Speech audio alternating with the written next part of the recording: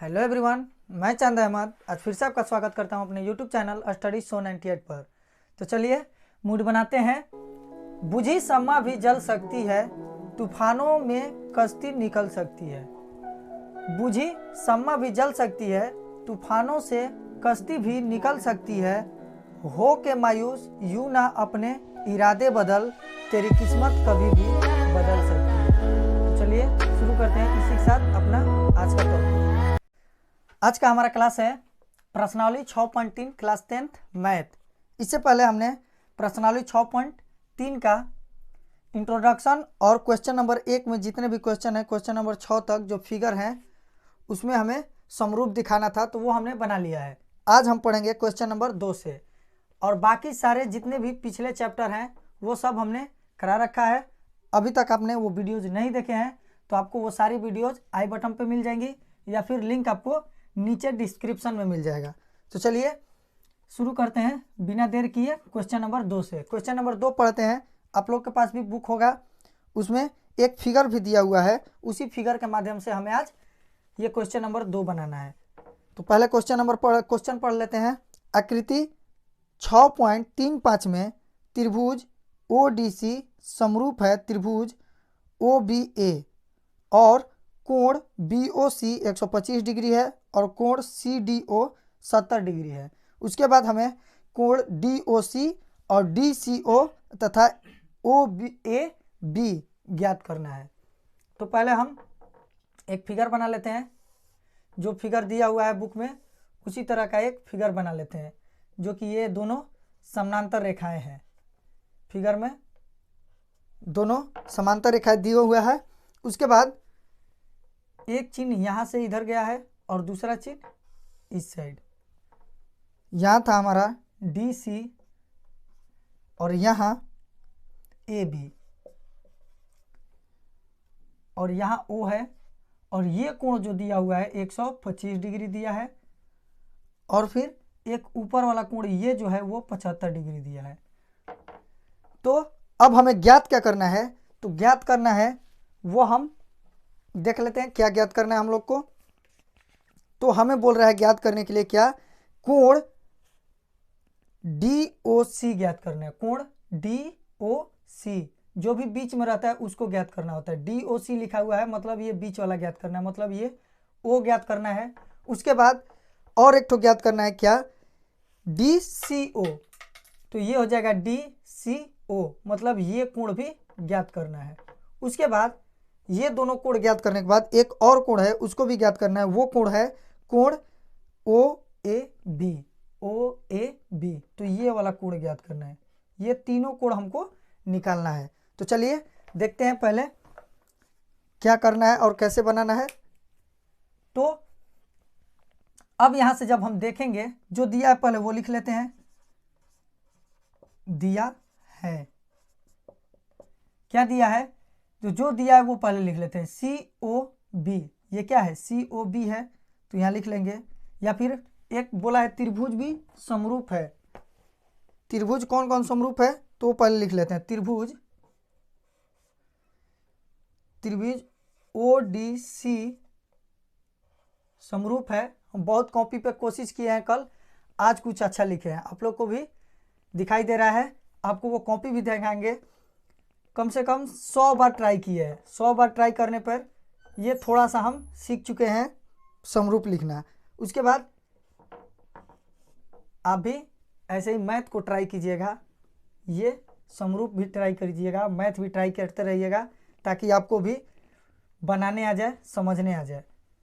तो ये समरूप है किसका? DOC समरूप है त्रिभुज किसके? OBA के। ये दिया हुआ है, मतलब जो ये ऊपर वाला त्रिभुज है इस नीचे वाला त्रिभुज का समरूप है। एक त्रिभुज हमारा ये हो गया DOC और दूसरा त्रिभुज हमारा हो गया कौन? ये ABO।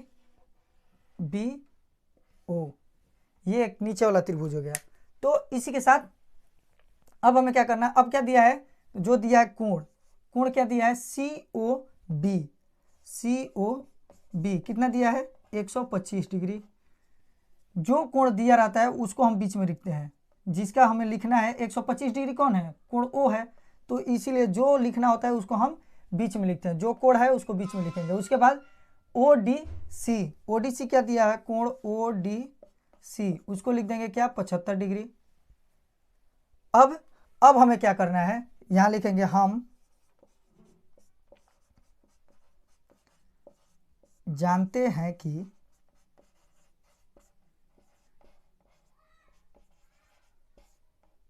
रेखीय युग्म में,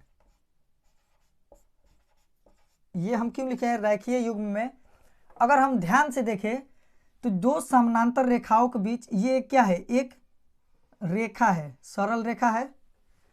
इस रेखीय में अगर इसको हम इस टाइप से बना दें और इस पे एक ऐसे लगा दें पाई, तो आपने पढ़ा होगा ये सरल रेखा की जो कोण होती है वो कितने डिग्री की होती है, 180 डिग्री की। ये पूरा कोण कितना होता है, 180 डिग्री का। तो ये थोड़ा सा फिगर उल्टा है, इस साइड में देखेंगे तो ये जो पूरा कोण दिया हुआ है वो कितना है, यहाँ से अगर लेके ये काला वाला और लाल वाला दोनों मिला देंगे तो क्या हो जाएगा, 180 डिग्री का होगा। तो 180 डिग्री में से ये तो हमें दिया हुआ है क्या, 125 डिग्री। तो हमें निकालना क्या है, ये हम निकाल सकते हैं। तो ये एक कोण निकालना भी है और इसको रेखीय कोण से हम निकाल भी सकते हैं। तो रेखीय कोण में या फिर युग्म में लिख लेंगे, कोई बात नहीं है। अब यहां से क्या लिखेंगे, क्या हो जाएगा कि कोण DOC और प्लस कोण COB, कोण COB। अगर इन दोनों कोणों को हम योग करेंगे, DOC ये हो गया, यहां तक ये क्या हो गया, O, कोण O हो गया। अब COB ये कोण हो गया। अब इन दोनों को मिला देंगे तो क्या हो जाएगा, 180 हो जाएगा।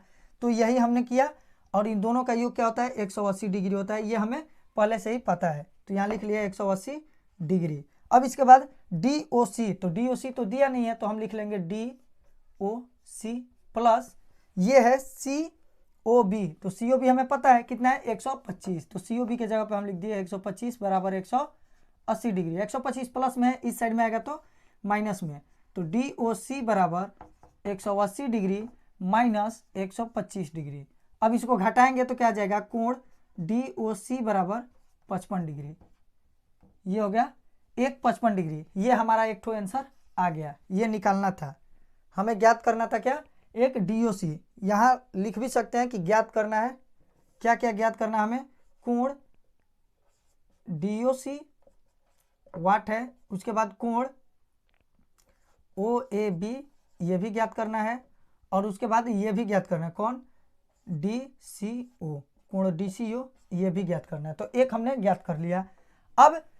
अब जब ये चूंकि एक त्रिभुज है, कौन, DOC एक त्रिभुज है, और हम ये भी जानते हैं कि त्रिभुज के तीनों कोणों का योग कितना होता है, 180 डिग्री होता है। तो जब हमने इसका 55 डिग्री निकाल लिया और ये 75 डिग्री दिया है तो ये भी निकल जाएगा। तो इस हिसाब से हम क्या लिख सकते हैं, यहाँ लिख सकते हैं कि कोण D प्लस कोण O प्लस कोण C बराबर क्या होता है, 180 डिग्री होता है। ये अभी हमें पता है। तो अब D का मान, कोण D कितना दिया हुआ है, 75 डिग्री लिख सकते हैं। उसके बाद कोण O क्या है, 55 अभी हमने निकाला। उसके बाद प्लस कोण C हमें निकालना है, पता नहीं है, इधर हो गया 180 डिग्री। दोनों को जोड़ देते हैं, तो दोनों को जोड़ेंगे तो 0,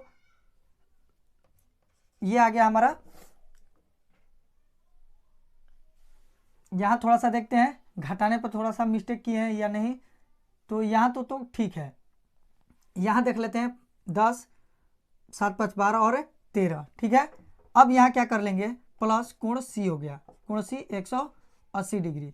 अब 130 डिग्री है, प्लस में इस साइड में लाएंगे तो माइनस में हो जाएगा। कोण C बराबर 180 डिग्री माइनस 130 डिग्री।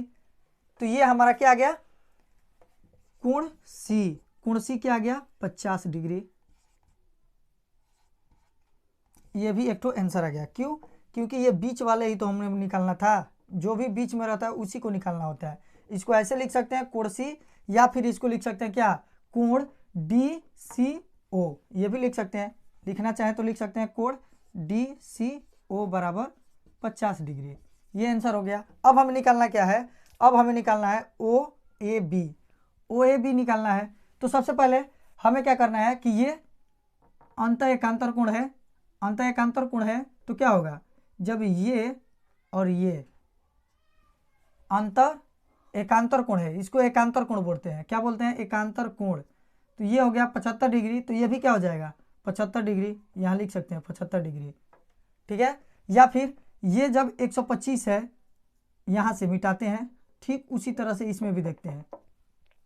जब ये इतना दूर 125 है तो ये भी एक सरल रेखा है, और सरल रेखा क्या होती है? कोण 180 डिग्री। तो इतना 125 दिया है, अगर ये पूरा कर दे तो ये कितना हो जाएगा?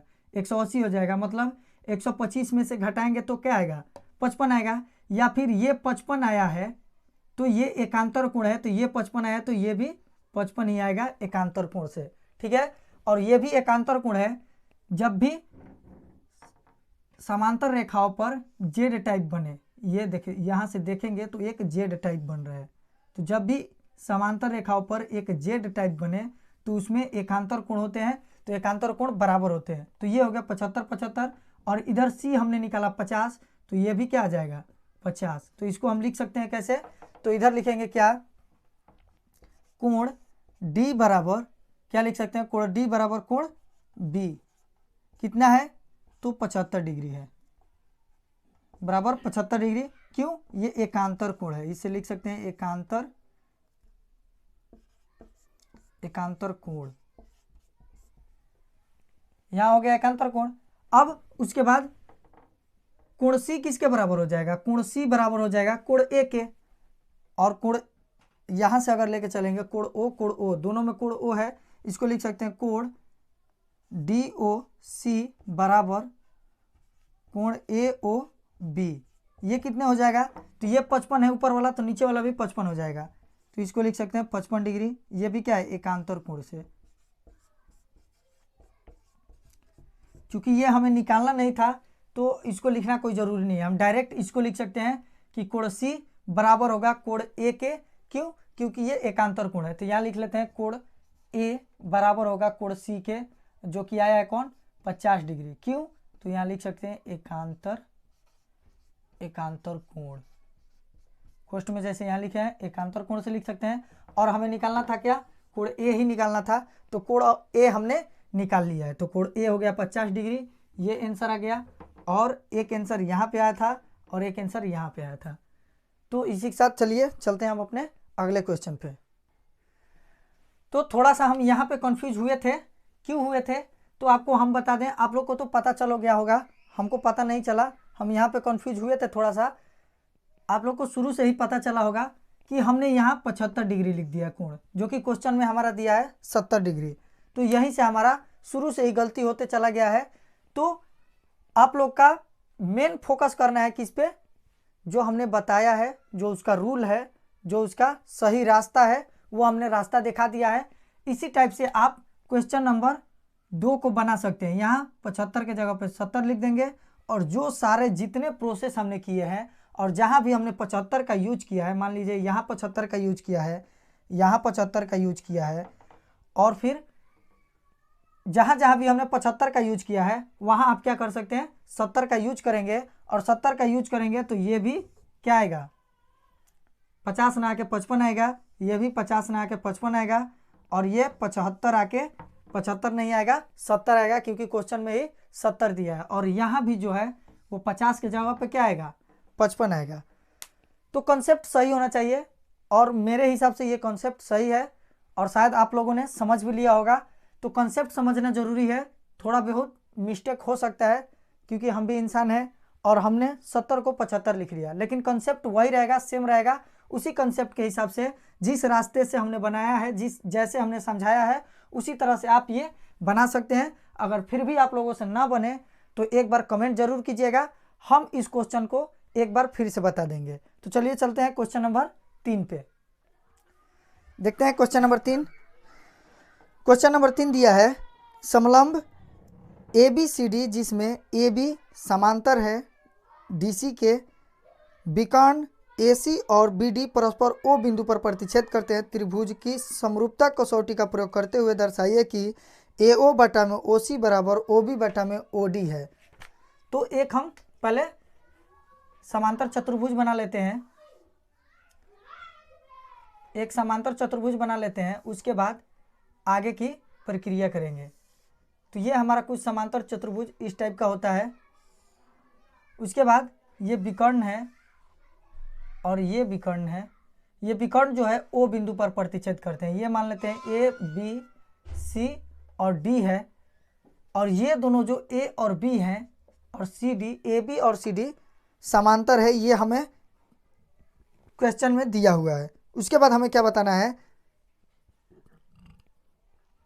कि त्रिभुज की समरूपता कसौटी से क्या करना है, त्रिभुज की समरूपता कसौटी से दर्शाइए कि ए ओ बटा में ओ सी बराबर है बी ओ बटा में डी ओ के। तो पहले हम एक त्रिभुज ले लेते हैं। ऐसे इसमें हमें दो त्रिभुज दिख रहे हैं, तो पहले एक त्रिभुज लेंगे और उसी त्रिभुज से हम आगे बढ़ेंगे। देखते हैं क्वेश्चन नंबर 3। क्वेश्चन नंबर 3 में ये फिगर है, हमने यही फिगर बनाया है और क्वेश्चन क्या दिया है कि समलंब ए बी सी डी, जिसमें ए बी समानांतर है डी सी के, ए बी समानांतर है डी सी के, ये एक समलंब है। उसके बाद ए सी और बी डी परस्पर ओ बिंदु पर प्रतिच्छेद करते हैं। ये ए सी है और ये बी डी है, ओ बिंदु पर यहाँ प्रतिच्छेद करते हैं। उसके बाद दो त्रिभुज की समरूपता कसौटी का प्रयोग करते हुए दर्शाइए कि ए ओ बटा में ओ सी बराबर है किसके, ओ बी बटा में ओ डी के। तो ये हमें दिया हुआ है पहले से ही क्वेश्चन में कि ये दोनों समानांतर है। अब यहाँ हम क्या लिखेंगे, हमें लेके चलना होगा दो त्रिभुज यहाँ दिया है, एक ये त्रिभुज ए ओ बी, तो यहाँ लिख लेते हैं त्रिभुज ए ओ बी और व त्रिभुज डी ओ सी में, त्रिभुज डी ओ सी में। अब जब यहाँ से हम चलेंगे तो हमें क्या पता है कि ये जब समानांतर दोनों रेखाएं हैं, ये रेखा समानांतर है इसके और ये रेखा समानांतर है, मतलब ए बी डी सी के समानांतर है। और जब भी समांतर होती है तो ये जो कोण होते हैं और ये कोण जो होते हैं आपस में क्या होते हैं, बराबर होते हैं। अभी हमने आपको पीछे बताया क्वेश्चन नंबर 2 में क्या बताया था, एकांतर कोण से। तो जो कोण ए ओ बी होगा, जो कोण ओ ए बी बराबर होगा किसके, कोण डी सी ओ के। किस क्यों बराबर होगा, तो यहाँ रीजन दिखा सकते हैं कैसे, एकांतर कोण, एकांतर कोण, ये एकांतर कोण हो गया। ये दोनों बराबर हो जाएंगे क्योंकि यहाँ भी हमें अगर गौर से देखें तो जेड बन रहा है, एक जेड बन रहा है और ये दोनों समानांतर है। ये जब दो रेखाएं समानांतर होती है तभी एकांतर कोण होता है। जब दो रेखाएं समांतर नहीं होगी तो एकांतर कोण का हम फॉर्मूला नहीं लगा सकते हैं, मतलब उसका जो ट्रिक है वो नहीं लगा सकते हैं। तो यहाँ हो गया ये कोण ए जो हो गया कोण सी के बराबर हो गया एकांतर कोण से। उसी तरह से इसका भी देखेंगे तो कोण बी किसके बराबर हो जाएगा, कोण डी के, ये भी एकांतर कोण से हो जाएगा। तो हम क्या करेंगे, यहाँ लिख लेंगे कोण ए बी ओ बराबर हो जाएगा कोण ओ डी सी के, ओ डी सी, ये भी क्या हो जाएगा एकांतर कोण से। यहाँ रीजन दिखाना जरूरी है, रीजन दिखा सकते हैं। अब जब हमने दो कोण बराबर कर लिया, दो कोण हमने बराबर दिखा लिया, तो ये जब दो कोण बराबर हैं तो तीसरा कोण अपने आप बराबर होंगे। कैसे, तो यहाँ दो कोणों का अनुपात मान लेते हैं, यहाँ एक ये 40 है, यहाँ 60 है, तो ये क्या होगा हमें निकालना होगा। इसमें मान लेते हैं ये दे दिया है कितना, 80 दे दिया है और ये 60 दे दिया है। इस हिसाब से तो जब दो कोण बराबर होंगे तो तीसरा अपने आप बराबर हो जाएगा। कैसे, यहाँ 60 है या 40 लिख लेते हैं, यहाँ 40 है तो ये 40 है, ये 40 है, ये 60 है, ये 60 है। तो त्रिभुज के तीनों कोणों का योग कितना होता है 180 डिग्री। तो ऊपर वाला ये 80 बच गया, तो उसी तरह से ये भी क्या बच गया, ये भी 80 बच गया। मतलब त्रिभुज में अगर दो कोण आपस में बराबर हो जाए, कोणों का कोण बराबर हो जाए तो तीसरा कोण भी क्या होगा, बराबर होगा। तो इसको हम लिख सकते हैं, पर में हम जब 6.3 पढ़े थे वो एंगल एंगल एंगल समरूपता कसौटी था, तो उसको हम एंगल एंगल भी बोल सकते हैं। दो कोण दिखा दिए तो तीसरा कोण भी हो जाएगा। तो यहाँ लिख सकते हैं क्या, एंगल एंगल समरूपता कसौटी से, एंगल एंगल समरूपता कसौटी से, या फिर एंगल एंगल एंगल, तीनों लिख सकते हैं। दो एंगल भी लिख दिए तो हो जाएगा। क्यों? क्योंकि दो एंगल बराबर होगा तो तीसरा कोण भी अपने आप बराबर हो जाएगा। तो दो एंगल हमने दिखा दिया, एंगल एंगल समरूपता कसौटी से, तो दोनों त्रिभुज क्या हो जाएंगे, आपस में समरूप हो जाएंगे। कौन कौन? तो ए ओ बी, तो यहाँ लिख सकते हैं त्रिभुज ए ओ बी समरूप है त्रिभुज डी ओ सी के, ये समरूप हैं आपस में। और समरूप कब होते हैं? तो भुजाओं का अनुपात बराबर होना चाहिए और संगत कोण बराबर होने चाहिए। तो हमने संगत कोण तो बराबर दिखा दिया। तो हमें समरूपता का नियम हमें याद है कि जब संगत कोण बराबर होते हैं तो संगत भुजाओं का अनुपात भी बराबर होता है। तो हम संगत भुजाओं का अनुपात ले लेते हैं। संगत भुजाओं का जब अनुपात ले लेंगे तो क्या हो जाएगा, ये हो जाएगा ए ओ। हमें ज्ञात क्या करना है, उसी तरह से हम लिखेंगे, जो हमें दिखाना है उसी तरह से यहाँ लिखेंगे ताकि लिखने में आसानी हो। हमें क्या दिखाना है, ए ओ बटा में ओ सी, ए ओ बटा में ओ सी। तो यहाँ से लिखेंगे हम सी ओ डी। थोड़ा सा यहाँ केयर करना पड़ेगा ताकि हम अच्छे से दिखा सकें। अब यहाँ से देखते हैं क्या हो जाएगा, ए ओ। जब हम संगत कोण बराबर दिखा देंगे तो संगत भुजाओं का अनुपात भी बराबर होता है। कब? जब दो त्रिभुज समरूप हो तो उनके संगत कोण बराबर होंगे, और संगत कोण बराबर होने के साथ साथ क्या होते हैं, संगत भुजाओं का अनुपात भी बराबर होता है। तो संगत भुजा कौन है, तो याद करना नहीं है, डायरेक्ट यहाँ से दो ले लेंगे। क्या हो जाएगा, ये ए ओ बटा में इधर से दो ले लेंगे, क्या हो जाएगा सी ओ बराबर, फिर ये दो ले लेंगे, कौन, बी ओ। तो यहाँ लिख लेंगे बी ओ बटा में इधर भी लास्ट वाला दो ले लेंगे, कौन, ओ डी। फिर इस साइड आएंगे, एक और ले लेंगे, ये हो जाएगा ए बी, और ये हो जाएगा क्या, सी डी। जब संगत कोण बराबर होंगे तो उनके संगत भुजाओं का अनुपात भी बराबर होगा, और तभी वो त्रिभुज क्या होंगे, समरूप होंगे। एक समरूप त्रिभुज के संगत कोण बराबर होते हैं और संगत भुजाओं का अनुपात भी बराबर होता है। तो हमने अनुपात बराबर दिखा दिया। अब यही हमने दिखाना था, ये हमारी ज़रूरत नहीं है। हमें क्या दिखाना था, बस ये दिखाना था। तो हम इसको यहाँ फिर से लिख सकते हैं कि ए ओ बटा में सी ओ बराबर ओ बी बटा में ओ डी, और यही हमारा क्या हो गया, प्रूव्ड हो गया, हमने ये दिखा दिया। ठीक है, तो इतना अगर बात आपको समझ आया, वीडियो अच्छी लगी, बताने का तरीका अच्छा लगा, तो हमारे चैनल को अभी तक सब्सक्राइब नहीं किया तो सब्सक्राइब कर लीजिए और वीडियो को लाइक कर दीजिए, और बगल में जो बेल आइकन का घंटी है उसको भी बेल आइकन को प्रेस कर लीजिए ताकि आने वाले वीडियो का नोटिफिकेशन आपको मिलता रहे समय समय पर, और ऐसे ही सीखते रहें एकदम बेसिक से, आसानी से। तो मिलते हैं फिर अगली वीडियो में, तब तक के लिए जय हिंद।